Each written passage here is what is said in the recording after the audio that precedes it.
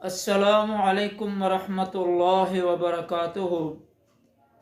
نحمدہ ونصلی علی رسولہ الکریم، اما بعد فاعوذ باللہ من الشیطان الرجیم، بسم اللہ الرحمن الرحیم۔ ورفعنا لک ذکرک، صدق اللہ العلی العظیم۔ اللہ تعالیٰ نے حضرت محمد الرسول اللہ صلی اللہ تعالی علیہ وسلم کو وہ عظمت عطا فرمائی ہے،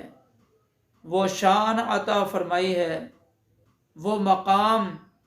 اور رفعتیں عطا فرمائی ہیں کہ جو حضرت آدم سے لے کر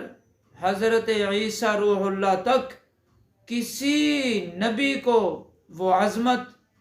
وہ شان، وہ مقام حاصل نہیں ہوا۔ حضرت آدم علیہ السلام سے لے کر حضرت عیسیٰ روح اللہ تک جتنے بھی انبیاء علیہم السلام دنیا کے اندر اللہ رب العزت نے مبعوث فرمائے ہیں، وہ سارے کے سارے انبیاء حضرت محمد الرسول اللہ صلی اللہ تعالی علیہ وسلم کے مقتدی ہیں، اور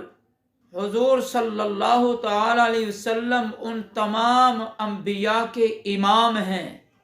اور تمام انبیاء علیہم السلام حضرت محمد مصطفیٰ احمد مجتبیٰ سرور دو جہاں سرور کائنات صلی اللہ تعالی علیہ وسلم کے وہ مقتدی ہیں، اور حضور سب انبیاء کے امام ہیں۔ اسی طرح رسول پاک علیہ السلام امام الانبیاء بھی ہیں اور انبیاء کے نبی بھی ہیں۔ تو اس لیے ہمارے نبی صلی اللہ تعالی علیہ وسلم کو جو شان حاصل ہے وہ اور کسی نبی کو اللہ تعالیٰ نے وہ شان نہیں عطا فرمائی۔ چنانچہ اللہ تعالیٰ قرآن کریم کے اندر اپنے محبوب کی رفعتوں کا ذکر فرماتے ہوئے یوں بیان فرماتے ہیں، وَرَفَعْنَا لَكَ ذِكْرَكَ، اور ہم نے